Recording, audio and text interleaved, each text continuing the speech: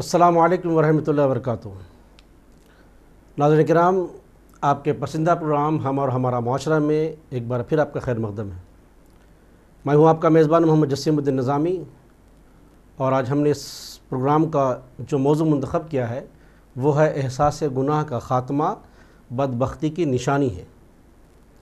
یہ ایسا موضوع ہے جس پر ہم سب کو سنجیدگی سے غور کرنا چاہیے، کیونکہ کسی بزرگ قول ہے کہ نیکیوں کا اہتمام نہ کر پانا اتنا نقصان دہ نہیں ہے جتنا کہ احساس گناہ کا ختم ہو جانا۔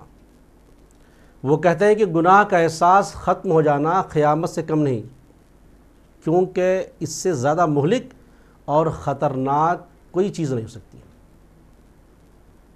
کیونکہ گناہ کا احساس مٹ جانے میں یہاں تک ہو سکتا ہے کہ اہل ایمان کفر کر بیٹھے اور پتہ بھی نہ چلے۔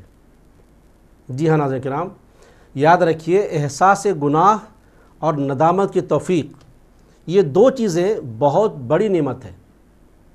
احساس گناہ جتنا شدید ہوگا اس سے بچنے کی کوشش بھی اتنی ہی شدید ہوگی، یعنی گناہ کا احساس جتنا شدید ہوگا معافی کی تڑپ بھی ویسے ہی شدید ہوگی۔ دراصل جب ہم سے کوئی گناہ سرزد ہو جاتا ہے اور اس کا احساس دل میں جب بے چینی پیدا کرتا ہے، تب ہم اس سے احساس نجات پانے کی کوشش کرتے ہیں، اس احساس سے چھٹکارا پانے کی کوشش کرتے ہیں۔ یہ ایسا ہی ہے جیسا کہ درد ہونے پر ہم درد ختم کرنے کی دوا تلاش کرتے ہیں۔ درد جتنا شدید ہوگا اتنی ہی بے چینی اور اس درد سے نجات کی اتنی ہی خواہش۔ تکلیف جتنی پیچیدہ ہوگی ہم اتنا ہی بڑا ڈاکٹر ڈھونڈنے کی کوشش کرتے ہیں۔ ٹھیک اسی طرح جیسا گناہ ویسا علاج، لیکن سب سے اہم بات احساس ہے۔ درد کا احساس ہی ہمیں پین کلر دوا استعمال کرنے پر مجبور کر دیتی ہے، کیونکہ درد تو موجود ہو لیکن درد کا احساس نہ ہو تو بے شک آپ ٹانگ کاٹ لیجئے یا اپنے ہاتھ کاٹ لیجئے، کوئی فرق نہیں پڑتا۔ اسی طرح گناہ کیسا بھی کیوں نہ ہو، احساس گناہ اصل چیز ہے۔ چھوٹے سے چھوٹا گناہ بھی حساس طبیعت کو بے چین کر دیتی ہے، اور اگر طبیعت میں بے حسی پیدا ہو جائے تو بڑے سے بڑا گناہ کر کے بھی انسان بغیر کسی احساس جرم کے مزے سے زندگی گزارتا رہتا ہے۔ ایسا کیوں ہوتا ہے؟ آئیے ہم حدیث پاک کی روشنی میں اسے سمجھنے کی کوشش کرتے ہیں۔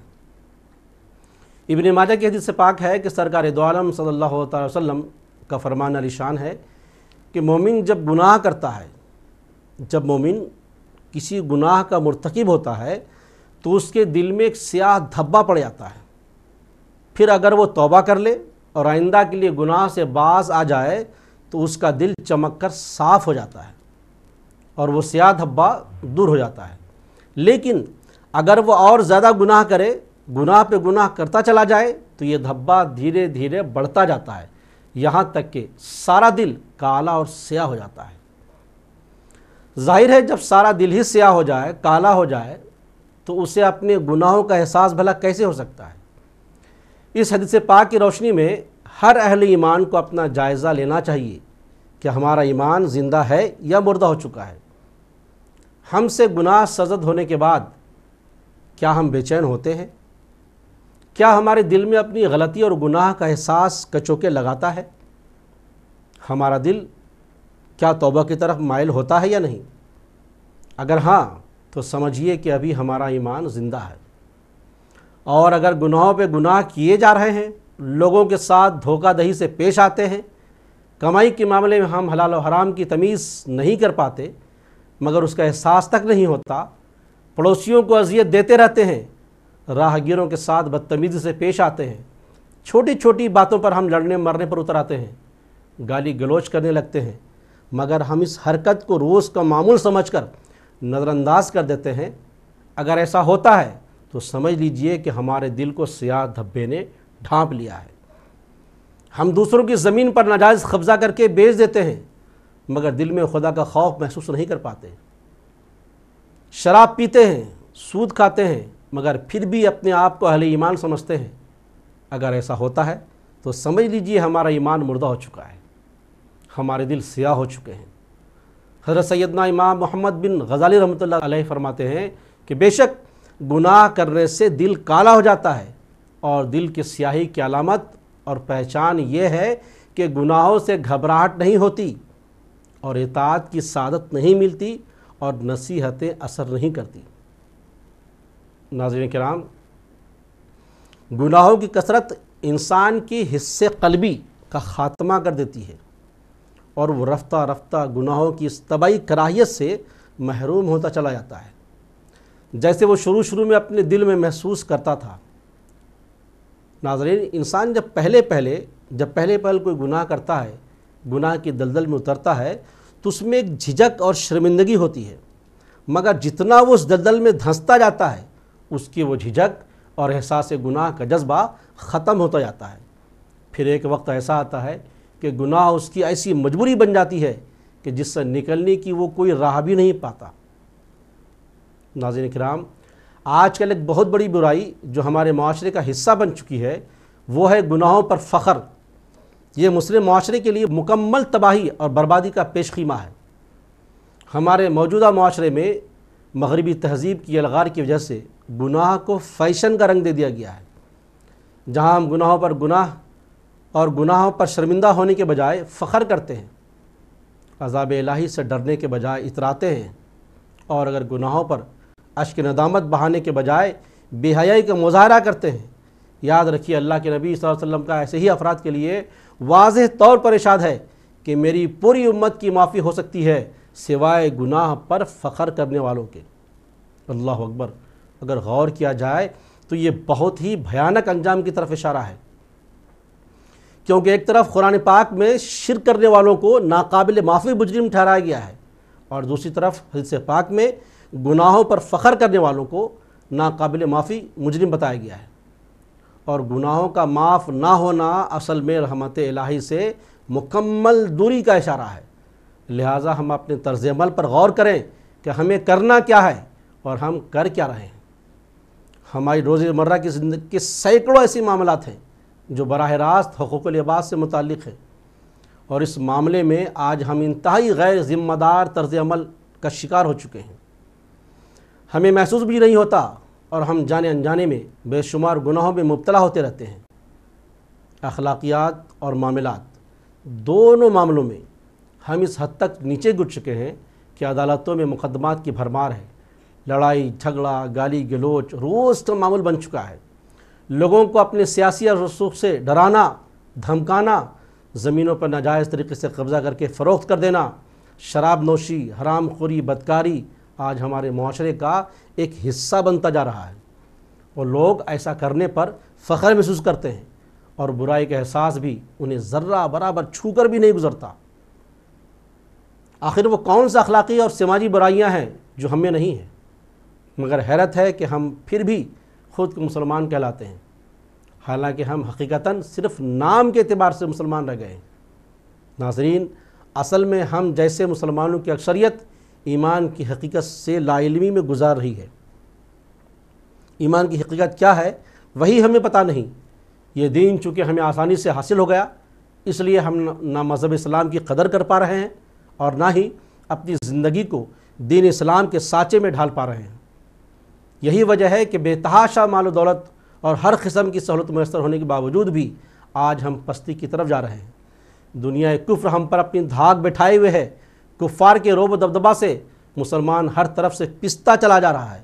آج ہمیں وہ حیثیت نہیں دی جا رہی ہے جو آج سے چند سو سال قبل مسلمانوں کو میسر تھی۔ آج سے 1450 سال پہلے نبی کریم صلی اللہ علیہ وسلم نے فرمایا تھا کہ ایک زمانہ ایسا آئے گا کہ جب دنیا کی ساری قومیں مسلمانوں پر ٹوٹ پڑیں گی۔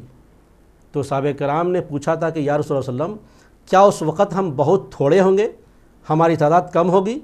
تو رسول پاک صلی اللہ علیہ وسلم نے فرمایا کہ نہیں، بلکہ تمہاری تعداد تو سمندر کے جھاگ کے مانند ہوگی، تمہاری تعداد کثیر تعداد میں ہوگی، مسلمان کثیر تعداد میں ہوں گے، لیکن ان کا ایمان بہت کمزور ہوگا، اللہ اور رسول سے رشتہ نہایت ہی کمزور ہوگا۔ اس حدیث پاک کی روشنی میں آج کے حالات پر اگر غور کیا جائے اور اپنا محاسبہ کیا جائے تو ساری تصویر صاف ہو جاتی ہے۔ ناظرین کرام، ہمارے بدعمالیوں اور معاملہ داری میں خرابی کا نتیجہ یہ ہے کہ اب ہماری دعائیں بھی قبول نہیں ہو پا رہی ہیں۔ آج ہم اپنی دعاؤں کے قبول نہ ہونے کا شکوہ ضرور کرتے ہیں، لیکن اپنے حالات پر غور نہیں کرتے۔ ہم اپنی مظلومیت کا ڈھنڈورا ضرور پیٹتے ہیں، لیکن اپنے حالات کو سدھارنے کی کوشش کبھی نہیں کرتے۔ آخر ہماری دعائیں کیسے قبول ہوں گی؟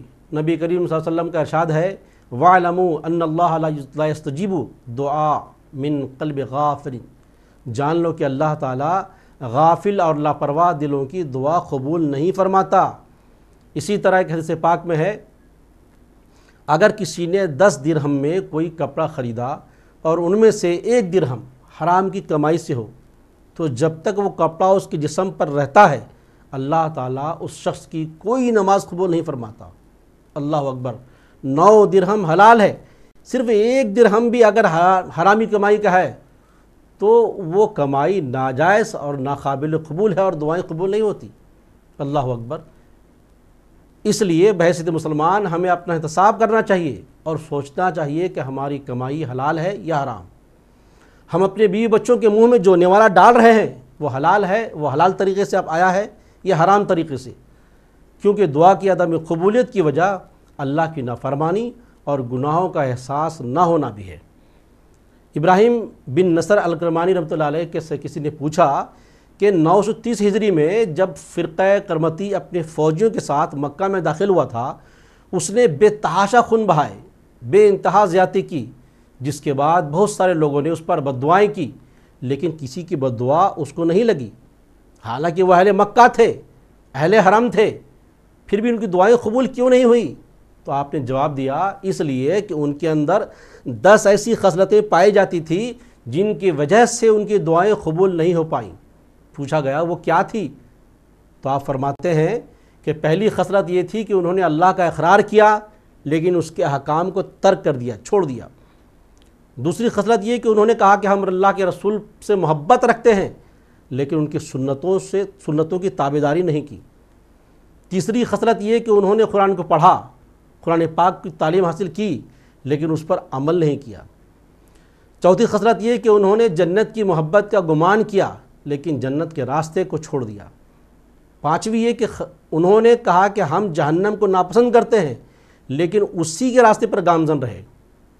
چھٹا یہ کہ انہوں نے کہا کہ ابلیس ہمارا دشمن ہے لیکن اسی کی تابعداری کر رہے ہیں۔ ساتویں یہ کہ انہوں نے اپنے مردے کو دفن کیا لیکن اس سے عبرت حاصل نہیں کی۔ اور آٹھویں یہ اپنے بھائیوں کے عیوب کی ٹو میں لگے رہے اور اپنے عیوب کو بھول گئے۔ اور نویں خصلت یہ کہ انہوں نے مال کو جمع کیا لیکن حساب کے دن کو بھول گئے۔ اور 10ویں خصلت یہ کہ انہوں نے قبروں کے خیال کو جھٹک دیا اور محلوں کے تعمیر میں لگ گئے۔ ناظرین کرام، حضرت ابراہیم بن نصر الکرمانی کی بیان کردہ ان 10 خصلتوں کی روشنی میں ہمیں بھی اپنا جائزہ لیتے ہوئے سمجھ جانا چاہیے کہ ہماری دعائیں خواہ اجتماعی ہو یا انفرادی قبول کیوں نہیں ہو رہی ہیں۔ ابھی بیان کی گئی حدیث اور حضرت کرمانی کی اقوال میں اس الجھن کا پورا جواب موجود ہے۔ آج نہ ہم گناہوں سے باز آتے ہیں نہ دوسروں کو ان سے بچانے کی کوشش کرتے ہیں۔